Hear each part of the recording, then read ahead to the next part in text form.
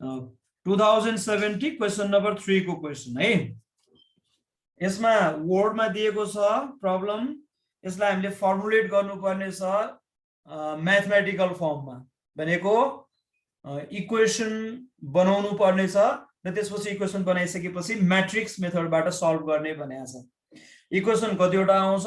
र त्यही अनुसार म्याट्रिक्स मेथड हामीले चाहिँ एप्लाई गर्नुपर्ने हुन्छ। दुईवटा भेरिएबल दुईवटा इक्वेसन, तीनवटा भेरिएबल तीनवटा इक्वेसन दिएको छ भने त्यो अनुसार अलि लामो हुन जान्छ, 3/3 अर्डरको म्याट्रिक्स आउँछ, नभए 2/2 अर्डरको म्याट्रिक्स। ल फर्स्टमा क्वेसन हेर, 3 different chemicals are mixed in specific proportion to produce 100 units of a product. 3 types of chemicals, 3 किसिमको केमिकलहरु मिक्स गरेर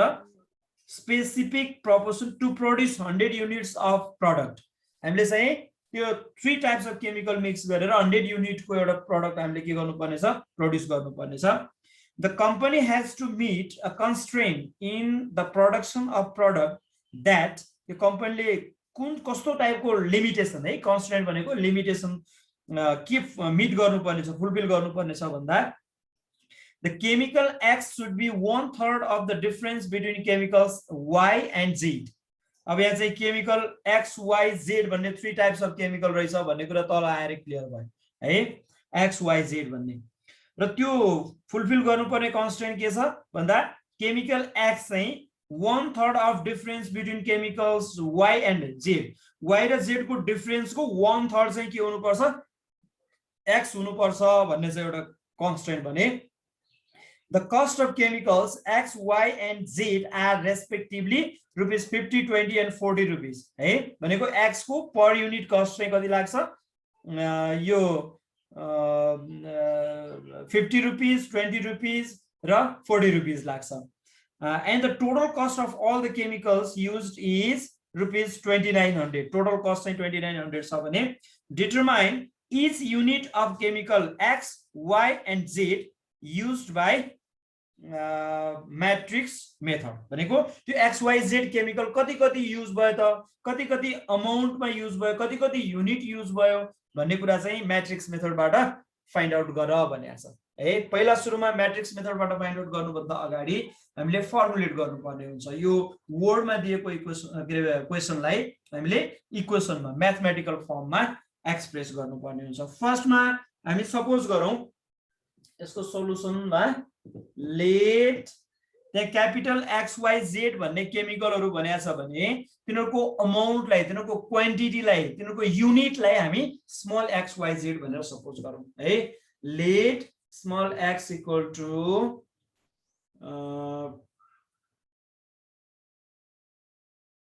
unit of x used है, कति x भन्ने टाइपको केमिकल कति युज भयो भन्ने कुरा x ले दिने भयो। y equal to unit of y used and z equal to unit of chemical Z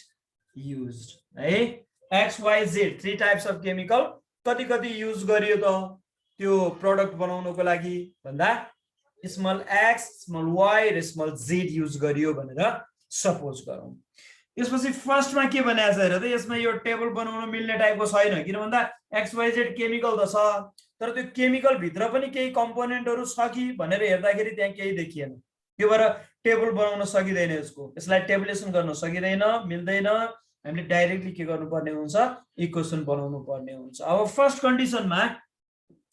यो फर्स्ट कन्डिसनमा हेर्ने हो भने के भनेको छ हेर त, specific proportion to produce 100 units of product भनेको छ। यो 3 टाइप्स अफ केमिकल XYZ यसरी युज गरौँ कि त्यसको टोटल युनिट चाहिँ कति होस्, 100 युनिट्स होस् है। X, Y र Z मिक्स गर्दाखेरि कति युनिट प्रोडक्ट आउनु पर्ने हुन्छ, 100 युनिट प्रोडक्ट आउनु पर्ने हुन्छ। त्यसो भए X plus Y plus Z equal to कति भयो, 100 भयो है। किन भन्दा त्यो मिक्स गर्ने भनेको छ, मिक्स गर्ने भनेको म्याथमेटिकली मिक्स गर्ने भनेको एड गर्ने हो के है। म्याथमेटिकली भन्दाखेरि हामीले चाहिँ जस्तो certain amount of water, milk, oil mix गर्यौं भन्ने हो भनेदेखि त्यसलाई म्याथमेटिकली कसरी मिक्स गरेको भन्ने भन्दा एड गर्ने वाटर कति लिटर थियो, मिल्क कति लिटर थियो, ओइल कति लिटर थियो भनेर हेर्ने अनि टोटल गरिदिने हैन। त्यस्तै यहाँ पनि मिक्स गर्ने भनेको छ। मिक्स गर्ने भनेको प्लस गर्ने र कति प्रोड्युस गर्ने भनेछ टोटलमा 100 युनिट्स। त्यो भएर यो फर्स्ट इक्वेसन यो भयो। त्यसपछि सेकेन्ड कन्डिसनमा के भनेको छ, कन्स्ट्रेन्ट भनेको छ नि। कन्स्ट्रेन्ट भनेको कन्डिसन हो है, लिमिटेसन कन्डिसन भन्छ यसलाई। The company has to meet a constraint in the production of the product that the chemical X should be, X को amount should be भनेको equal, X should be 1/3 भनेको 1/3, 1/3 of भनेको multiply गर्ने 1/3 of difference between chemicals Y and Z भनेको chemical Y र Z भनेको amount त Y र Z नै छ स्मल मा। Y र Z को डिफरेन्स भनेको माइनस गर्ने, Y र Z को डिफरेन्स को 1/3 नै, थर्ड कति के हुन्छ X हुन्छ, हुनु पर्छ भनेको छ है। कन्स्ट्रेन्ट लिमिटेसन यो। अब यसबाट एउटा इक्वेसन बनाऊ। के हुन जान्छ यसको यो इक्वेसन हेर त, यो क्रस मल्टिप्लाई गरिदेऊ। यो 3x हुन्छ equal to y minus z or 3x minus y plus z equal to 0 हुने भयो। यो चाहिँ इक्वेसन सेकेन्ड भयो है। इक्वेसन सेकेन्ड यो भयो। अब थर्ड इक्वेसन को लागि अर्को कन्डिसन छ हेर है। थर्ड इक्वेसन को लागि the cost of chemicals x, y and z are respectively rupees 50, 20 and 40। अब यहाँ मेरोमा क्वेसनमा यति नै दिएको छ, पर युनिट भनेर त्यहाँ क्वेसनमा दिएको हुनु पर्छ यसमा है, नभए पनि हामीले त्यो बुझ्नु पर्ने हुन्छ। Per unit x, y, z को कस्ट कति भनेर दिएको छ भन्दा x को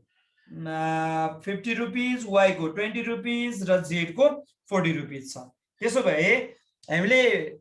कति केमिकल कति युज गर्ने भनेको छौं x, y, z भन्दा स्मल x, स्मल y र small z unit x, y, z chemical use गर्ने भनेको छ। त्यसबाट x युनिट हामीले पर्चेस गरेर ल्याउनु पर्यो भने हामीलाई कति कस्ट लाग्छ त टोटलमा भन्दा 1 युनिट अफ x को 50 रुपीज लाग्छ भने x युनिट अफ x को कति लाग्छ, यो चाहिँ थर्ड कन्डिसन को लागि है। थर्ड कन्डिसन को लागि हामीले 1 युनिट अफ x पर्चेस गर्नु पर्यो, किन्नु पर्यो भने 50 रुपीज, x युनिट किन्नु पर्यो भने 50x प्लस टोटल कस्ट निकाल्दै छौं है। त्यसपछि सेकेन्ड टाइप को y टाइप को चाहिँ 1 युनिट को 20 रुपीज पर्छ, y युनिट को कति पर्छ 20y प्लस थर्ड टाइप को z टाइप को चाहिँ 1 युनिट को 40 रुपीज पर्छ, z युनिट को 40z पर्छ भने टोटल कस्ट भनेको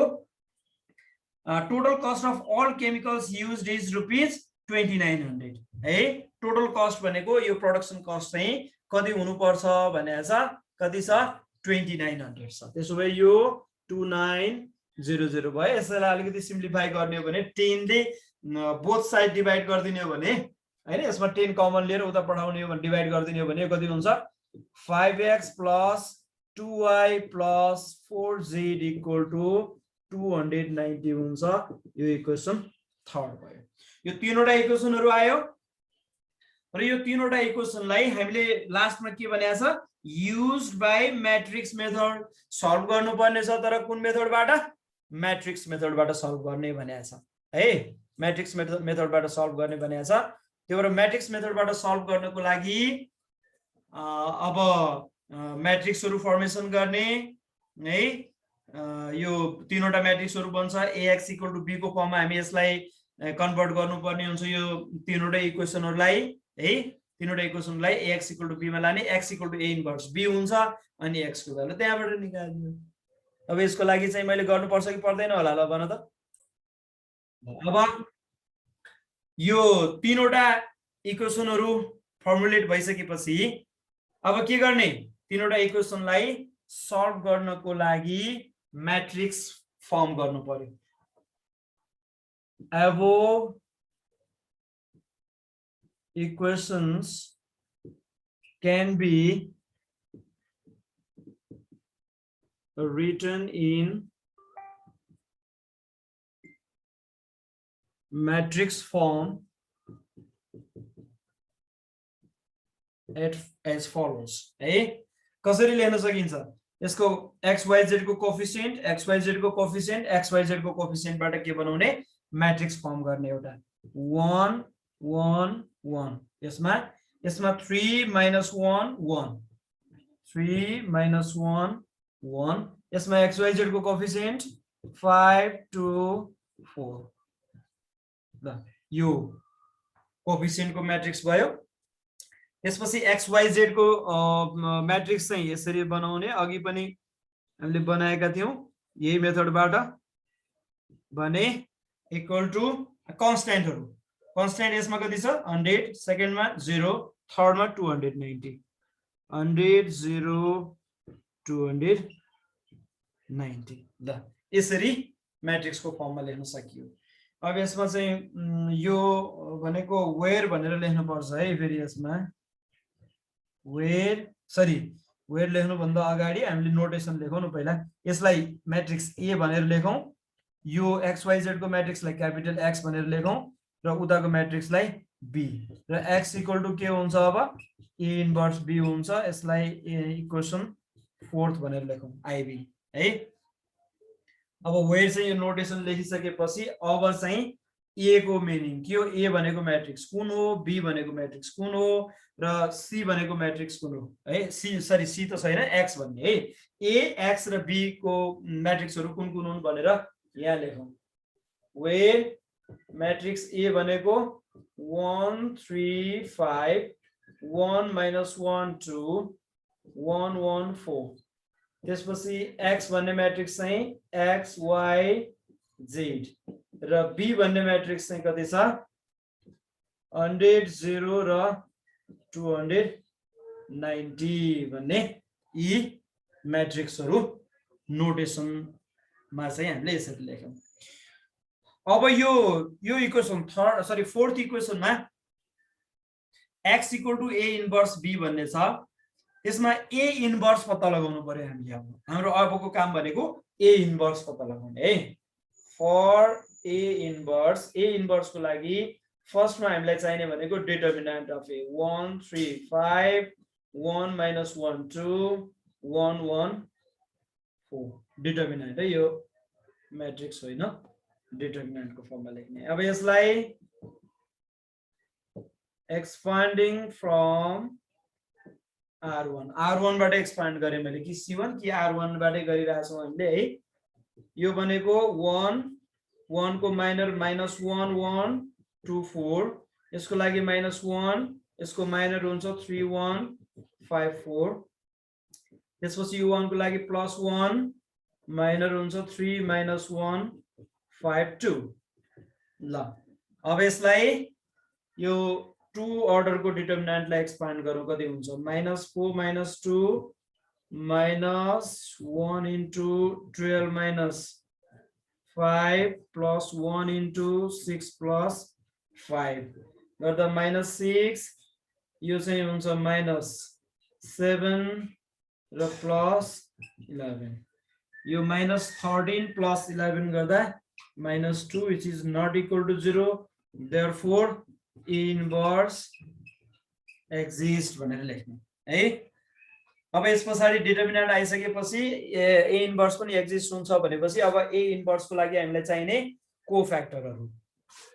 9 वटा कोफ्याक्टर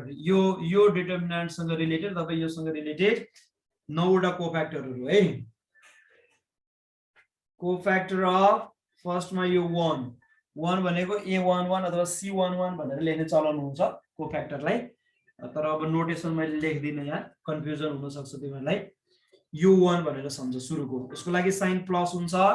यसको माइनर हुन्छ -1 1 2 4 यो भनेको -4 -2 -6 भयो त्यस्तै कोफ्याक्टर अफ अर्को नेक्स्ट 1 उतापट्टिको यसको लागि साइन माइनस हुन्छ माइनर हुन्छ 3 1 5 4 3 1 5 4 -12 minus 5 यो हुन्छ -7 त्यस्तै यसको तल एक स्टेप देखिन्छ होला है कोफ्याक्टर अफ अर्को नेक्स्ट 1 को लागि यो 1 को लागि प्लस हुन्छ साइन प्लस हुन्छ माइनर हुन्छ 3 - 1 5 2 है 3 - 1 5 2 है यो छ अनि यसलाई इभ्यालुएट गर्ने हो भने 6 + 5 हुन्छ भनेको 11 भयो ल यो चाहिँ तीनवटा एलिमेन्टहरुको लागि के आयो कोफ्याक्टर त्यस्तै अब बाँकी रहेको 6 वटा एलिमेन्टको लागि कोफ्याक्टर चाहिन्छ हामीलाई 9 वटा एलिमेन्टको सबैको कोफ्याक्टर छुट्टा छुट्टै निकाल्नु पर्ने हुन्छ ल अब यो सेकेन्ड रोको एलिमेन्टहरुबाट जाउँ कोफ्याक्टर अफ 3 कोफ्याक्टर अफ 3 भनेको यसको लागि साइन के हुन्छ 1 को प्लस हुन्छ भने यसको माइनस हुन्छ माइनस 3 को लागि माइनर 1 1 2 4 1 1 2 4 यो भनेको माइनस 4 - 2 यो भनेको -2 हुने भयो त्यस्तै कोफ्याक्टर अफ -1 यसको लागि साइन प्लस हुन्छ र माइनर हुन्छ 1 1 5 4 1 1 5 4 4 - 5 भनेको -1 भयो त्यस्तै कोफ्याक्टर अफ 1 को लागि साइन के हुन्छ माइनस हुन्छ र यसको माइनर हुन्छ 1 1 5 2 1 1 5 2 -2 - 5 गर्दा 3 हुने भयो त्यस्तै कोफ्याक्टर अफ यो लास्टको रोमा 5 को लागि साइन हुन्छ प्लस र यसको माइनर हुन्छ 1 1 - 1 1 -1 1 यो भनेको 1 + 1 2 हुने भयो त्यस्तै कोफ्याक्टर अफ 2 को कोफ्याक्टर हुन्छ माइनस 1 1 3 1 1 1 3 1 यो भनेको 1 - 3 यो 2 भयो त्यस्तै कोफ्याक्टर अफ 4 यसको लागि हुन्छ साइन प्लस र माइनर हुन्छ 1 1 3 - 1 3 - 1 र यसको -1 - 3 गर्दा -4 हुन्छ ल कोफ्याक्टरहरु सबै आयो ल 9 वटा 3 वटा यो भयो 6 वटा यो भयो 9 वटा कोफ्याक्टर आइसकेपछि प्रत्येक एलिमेन्टको जुनको कोफ्याक्टर हामीले यहाँ निकालेका छौं त्यसको ठाउँमा यो एलिमेन्टको ठाउँमा कोफ्याक्टर लगेर राखिदिने है यो गर्ने हो भने कोफ्याक्टर म्याट्रिक्स भन्छ है अब कोफ्याक्टर म्याट्रिक्स यसलाई AC भनेर लेख्ने गरिन्छ नभएदेखि केही नलेख्दा पनि हुन्छ है कोफ्याक्टर म्याट्रिक्सलाई AC भनेर लेखिन्छ नोटेसन नलेख्दा पनि हुन्छ कोफ्याक्टर म्याट्रिक्स मात्रै लेखे पनि हुन्छ त्यो भनेको कर्मशः लेख्दियौ त अब यिनीहरु -6 - 7 11 -6 - 7 11 त्यसपछि -2 - 1 3 2 2 - 4 ल यो चाहिँ भयो कोफ्याक्टर म्याट्रिक्स कोफ्याक्टर म्याट्रिक्सलाई ट्रान्सपोज गरिदिने हो भने के बन्छ अब adjoint matrix ADJ of A equal to यसको ट्रान्सपोज गरिदिउँ त -6 - 7 11 यो रोमा थियो कलममा राखिदिने -2 - 1 3 -2 - 1 3 रोमा थियो कलममा राखिदिने 2 2 - 4 त्यो रोमा थियो यसलाई कलममा राखिदिने ट्रान्सपोज भयो यो भयो एडजोइन्ट म्याट्रिक्स अब यसपछि एडजोइन्ट आएपछि फाइनली अब के आउँछ inverse now inverse of A भनेको A पावर -1 ले हामीले डिनोट गर्छौं त्यो भनेको adjoint of A upon determinant of A adjoint भनेको यही हो -6 - 7 11 -2 - 1 3 2 2 - 4 अपन डिटर्मिनेन्ट अफ A कति आएको थियो भन त ल -2 हो -2 आएको थियो भने यो -2 लाई हामीले 1/-2 गर्ने हामीले अगाडिको क्लासमा पनि यस्तै गरेका थियौं -6 - 7 11 -2 -1 3 2 2 -4 ल यसरी राख्दिनु यो -2 ले डिभाइड गर्नुपर्ने यदि इन्भर्स मात्रै सोधेको भएदेखि -2 ले भित्र डिभाइड गरिदिने त्यसपछि फाइनल आन्सर हुन्थ्यो तर अहिले चाहिँ यो इन्भर्स मात्रै हैन हामीले त त्यो इन्भर्स भनेको त x को भ्यालु फाइन्ड गर्नको लागि बीचमा आएको एउटा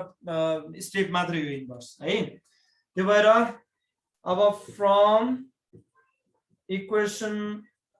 4th इक्वेसनमा के थियो x = a इन्भर्स b भन्ने थियो a इन्भर्स यो भयो 1 / -2 -6 -7 11 -2 -1 3 2 2 -4 इन्टु त्यसपछि यसको b को भ्यालु चाहिँ कति थियो यसमा b को भ्यालु कति आएको थियो ल भन त b को भ्यालु 100 0 कति 290 थियो 290 थियो अब यो र यो दुईटा म्याट्रिक्सहरु पहिला सुरुमा के गरौँ मल्टिप्लाई गर्दियौ यो र यो मल्टिप्लाई गरौँ रो इन्टु कलम रो इन्टु कलम रो इन्टु कलम गरौँ है यो -1/2 लाई एज इट इज यसलाई चेन्ज नगरौँ 1/-2 छ अब रो इन्टु कलम गर्ने हो भने -6 * 100 प्लस -2 * 0 प्लस 2 * 290 त्यस्तै -7 * 100 प्लस -1 * 0 प्लस 2 * 290 त्यस्तै 11 * 100 प्लस 3 * 0 प्लस -4 * 290 ल अब यसलाई 1/-2 अब यो कति हुन्छ सिम्प्लिफाई गर्दाखेरि यो -600 हुन्छ यसमा चाहिँ 2 * 290 गर्दाखेरि त्यसमा एड सबट्र्याक्ट गर्दाखेरि कति आउँछ हेर त एकपटक 2 * 290 minus 600 गर्दा 20 आयो -20 आयो है त्यस्तै यो चाहिँ 2 * 290 minus 700 गर्दा -120 आयो भने यो चाहिँ कति हुन्छ 4 * 290 plus 110 1100 होला है 4 * 290 minus 1100 minus 60 हो ल यो आयो अब यसमा अगाडि हेर त यो x भन्ने जुन यो म्याट्रिक्स छ x भन्ने म्याट्रिक्स भनेको त xyz हो नि x म्याट्रिक्स भनेको त नोटेसन मात्रै हो के को नोटेसन हो त्यो xyz भन्ने म्याट्रिक्स को नोटेसन हो त्यो भएर xyz भन्ने म्याट्रिक्स अगाडि छ x को ठाउँमा भने यो 1/-2 छ यो -2 ले सबैलाई डिभाइड गर्दिने कति कति हुन्छ -20/-2 -120/-2 र -60/-2 गर्ने भनेको xyz = यो कति हुन्छ 10 यो हुन्छ 60 र यो हुन्छ 30 ल अब यो दुईटा म्याट्रिक्सहरु इक्वल छ भने equate गर्दिने therefore x = 10 y = 60 and z = 30 भनेर लेख्ने xyz को अमाउन्ट चाहिँ यति यति आयो अब यसैलाई हामीले वर्डमा लेखेर फाइनल आन्सर लेख्न सक्छौं जसरी हामीले सपोज गरेका थियौ अगाडि त्यही तरिकाले के गर्दिने फाइनल्ली त्यसको आन्सर चाहिँ हामीले वर्डमा लेख्दिने 10 60 र 30 ल अब यो चाहिँ सल्युसन गर्ने तरिका चाहिँ यो हो अब यसमा केही कन्फ्युज भएको छ भनेदेखि डिस्कस गर्न सकिन्छ